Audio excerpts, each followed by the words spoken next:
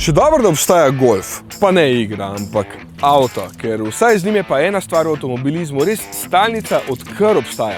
Vse ostalo se spreminja, povečuje, elektrificira, golf je pa še kar golf. No, jasno je, da je vsakič boljši, bolj varen, sodobnejši, ampak vsakič ponuja tudi točno to, kar od njega pričakujete. Da je eden najboljših avtov nasploh in da boste z njim res težko zgrešili. Kakor bi verjetno jaz z eno od teh palcev. Tudi oblike ne boste zgrešili. Ne vem, meni sicer te luči nikoli niso bile preveč všeč, ampak sem se jih že toliko navadil, da mi je zdaj izgled ok, mogoče tudi zaradi te malo temnejše barve, ko se vse skupaj lepše zlije. Radar pa so prestavili niže na maski, da je lahko logotip po novem osvetljen.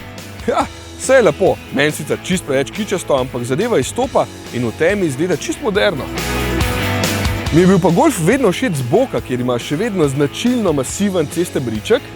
Če je opremljen še s tem lepim paketom Airline, pa izgleda tudi malo športno, kar je sploh sveže v poplavi vseh teh križancev, ki so vsi po vrsti okorni in nerodni. No, tukaj sta odbijača malo lep zašiljena, pa zadnje nima več tistih lažnih izpušnih cevi.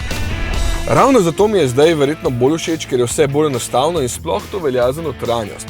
Sicer tudi tukaj ni bistvenih sprememb, je pa ena zelo velika in pomembna zame. Na volanu so končno spet klasični gumbi, ker tisti na dotik, ki jih je imel prej, so enostavno obupni, tukaj pa klikneš in je točno to, kar pričakuješ.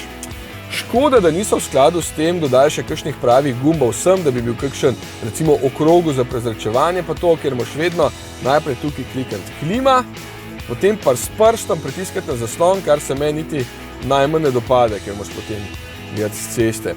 No, ampak vseeno vidim napredek. Eno je večji in lepši zaslon s precej hitrejšim procesorjem, bolj pomembno pa je, da so zdaj tukaj tele bližnjice in hitreje dostopne, recimo tole je fino, da si lahko tole po svoje nastaviš, pa tale za kroženje zraka je zdaj klele, ali pa dostop do asistenčnih sistemov je zdaj tudi hitrejši. Klikneš, pa potem tole opozorilo izklopiš, ker je res tečno, ne? Kar se prostora tiče, seveda ni čudežev. Golf po modernih standardih sploh ni več velik avto, ampak že skoraj majhen v poplavi križancev. Spredaj je po mojem prostora več kot dovolj, tudi odlagalna mesta so takole fino razporejena.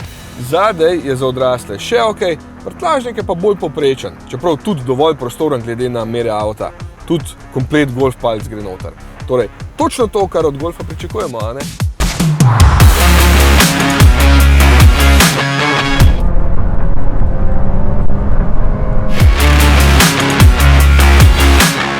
No, jaz pa seveda še pričakujem, da se pelje kot golf in se v bistvu še bolje, kot sem pričakoval, in to mi je res všeč pri tem avtu. Tako lahkotno in suvereno se danes pelje že malo kateri avto, ker so vsi težki in visoki. Golf pa se krasno znajde tako na ravnih avtocestah, kot na lepo zavitih cestah. Občutek na volanu je res dober, ni sicer takšen, da boste čutili res vsako razpoko na cesti, je pa dober, to je dovolj. Tudi blaženje je dobro, prava mešanica dinamike in udobja, vodljivost je dobra, ves čas govorim, da je vse dober. Pa je, no, motor ni toliko dober. Spet, če ga ocenjujem z vidika povprečnega voznika, je v redu, jasno, meni pa ni všeč, da je dokaj neodločen, da nimaš občutka, da se rad vrti in da je tudi zvok, ki ga oddaja pri višjih vrtljajih, dokaj nadležen, dronast, kot rečejo kolegi Angleži.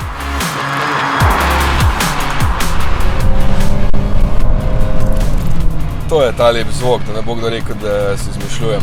Menjalnik DSG-7 je po občutku zdaj bistveno boljši. Tukaj se najbolj pozna, da ima zraven še E pri oznaki motorja ETSI, torej da mu čist malo pomaga še elektrika, kar se pomaga pri hitrem in mirnem zagonu motorja, v praksi pa, da ne bo vsakič cuknil, ko se bo motor izklopil in boste speljali.